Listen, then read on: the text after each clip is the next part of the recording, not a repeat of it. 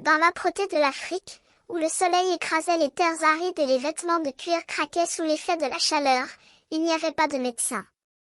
Les villages étaient isolés, les malades languissaient et les morts s'accumulaient. Mais un jour, de nouveaux visages apparurent sur les routes sableuses.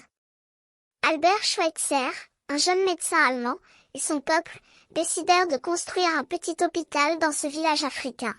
« Venez tous ici, s'il vous plaît », appela Schweitzer, sa voix chaude et solidaire.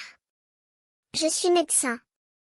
Je suis là pour vous aider. » Les villageois, étonnés et curieux, suivirent le docteur et son équipe. Les portes de l'hôpital s'ouvrirent pour accueillir les premiers patients. Un enfant, frappé d'une jambe faible, pouvait enfin courir sans craindre de se relever. Une mère, qui avait souffert de la malaria, pouvait enfin sourire en voyant son enfant en bonne santé. Mais la route n'était pas facile. Les insectes et les animaux effrayants menaçaient de tous les côtés. Les maladies et les blessures abondaient. Schweitzer et son équipe travaillaient jour et nuit pour soigner les patients, souvent à l'extérieur de l'hôpital, sous l'ombre d'un arbre ou dans la lumière du soleil. Les mois passèrent, et Schweitzer devint une figure de confiance dans le village. Les gens venaient de loin pour le consulter, et il leur donnait des soins médicaux et des conseils avec amour et compassion. Mais il n'y avait pas que les malades qui bénéficiaient de son attention.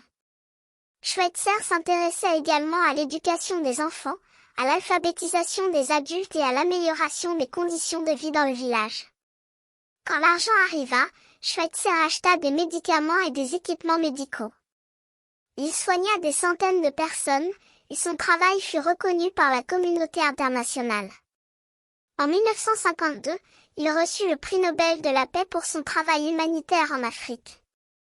Mais Schweitzer ne se laissa pas flatter par les honneurs.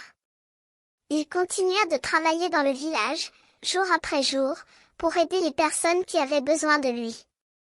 Après 40 ans passés en Afrique, Schweitzer décida de quitter le continent, mais il ne put s'empêcher de revenir pour aider les malades étrangers qui arrivaient dans son hôpital.